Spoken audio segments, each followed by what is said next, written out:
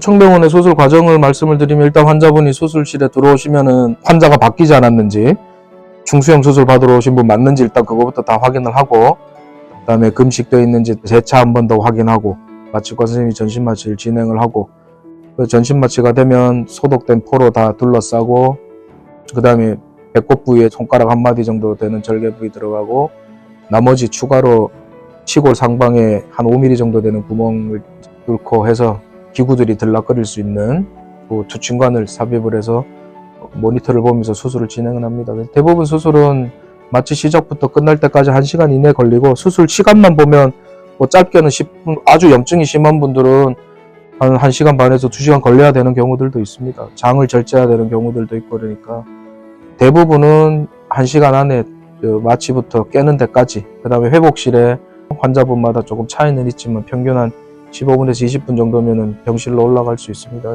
중수염이 가볍게 온 경우에는 그 다음날도 퇴원 가능하고 염증이 아주 심했던 분들은 항생제를 쓰면서 금식 기간도 좀 필요한 경우들이 있고 그래서 한 5일 정도 필요한 경우들이 있습니다.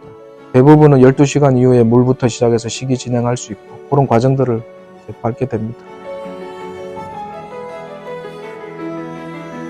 청병원 같은 경우에는 수술 끝나기 한 5분에서 10분 전에 보호자분한테 연락을 하고 수술실 입구에 기다리시면은 절제한 돌기 또는 뭐 장까지 포함해서 나온 조직들 가지고 제가 안에 염증 정도가 어땠는지 장을 절제를 하거나 수술 범위가 좀 많이 확대된 경우에는 들어오셔서 수술 과정에서 찍었던 사진들을 처음부터 이렇게 보여드리면서 배 안의 상태가 어땠는지 염증이 어느 정도였는지 이런 걸 제가 설명드리면서 그걸 왜 하냐 하면은 환자분들이 그냥 나는 맹장수술 받았다 일반적으로 중수술 절제술 근데 맹장수술로 알고 있고 맹장수술은 간단하다고 얘기를 많이 하기 때문에 이게 아니라는 거를 환자분의 경우에 배 안이 어땠는지를 일부러 보여드리고 조금 견뎌야 된다 이제 힘든 시간이 좀 있을 수 있다 금식도 하셔야 되고 이런 것들을 이해시키기 위해서 설명하는 시간이 있습니다. 그래서 그 다음에 이제 수술이 끝나고 회복실에 있으면은 이 연령층은 다양하기 때문에 이 마취에서 깨는 시간도 다 각자 다릅니다. 또 기저질환 유무에 따라서도 다르고 그다음에 그 마취약에 대한 감수성에 대해서도 다르기 때문에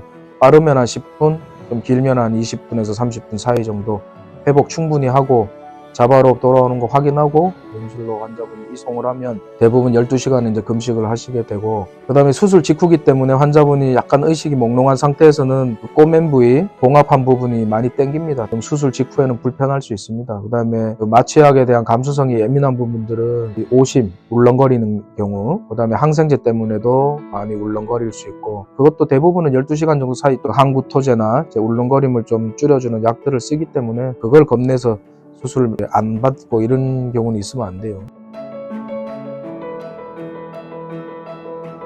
이 충수에도 암이 있습니다. 암이나 뭐 점액종이나 이런 것들 다른 질환으로 염증이 생기는 경우가 있기 때문에 거의 다 조직검사를 보내고 한 5일에서 7일 사이에 이제 조직검사 결과가 나오는데 모양이 이상하다 눈으로만 봐서는 알 수가 없고 이제 현미경적인 소견이기 때문에 만약에 충수에 악성 흔히 말하는 암이 진단이 되면 추가로 우측 대장을 절제를 한다든지 임파선 절제를 한다든지 이런 추가적인 조치가 한번 필요합니다. 포괄숙가제이기 때문에 따로 받을 수 없어요.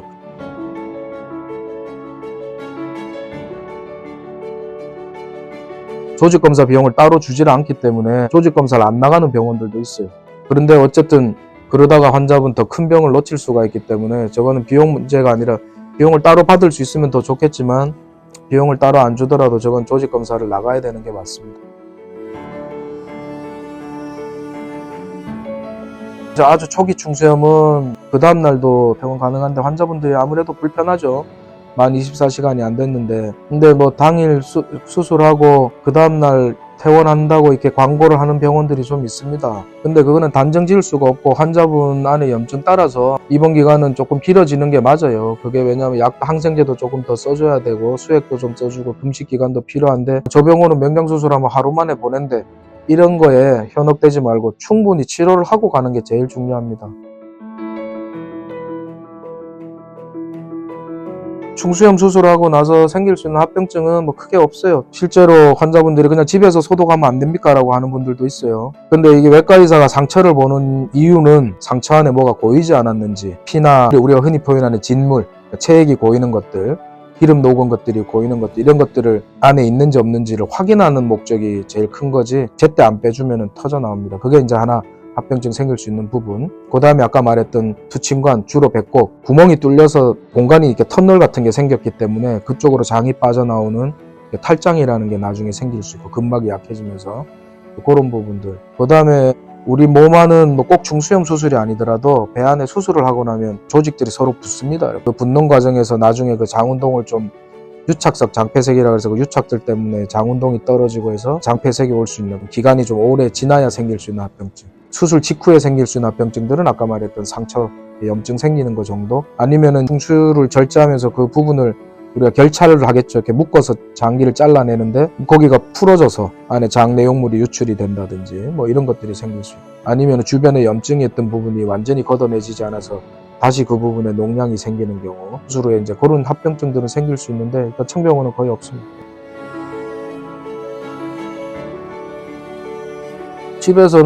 집에서는 특별히 관리하실 건 없고 청병원에서는 퇴원하실 때 위에 그 방수 필름을 붙여드리기 때문에 샤워는 할 수 있고 수영을 한다거나 아니면은 목욕탕 통 속에 이렇게 들어가서 장시간 있는 거나 그거는 조금 피하시는 게 좋고 사실은 노출시켜서 건조하게 두는 게 상체는 제일 좋습니다. 그래서 샤워 후에 미지근한 바람으로 드라이어로 이렇게 좀 말려주시고 건조하게만 두면 상체는 제일 도움이 됩니다. 그렇게 해서 한 일주일째 왔을 때 이제 실밥 제거하고 그렇게 하시면 됩니다. 정상적인 활동도 뭐를 하느냐에 따라 힘이 들어가는 거는 보통은 한 2주 정도 지나야 가능하다고 생각하시면 되고 제 환자 같은 분들 같은 경우는 그냥 이 정도는 견딜만 하다 하는 건 다 하셔도 됩니다.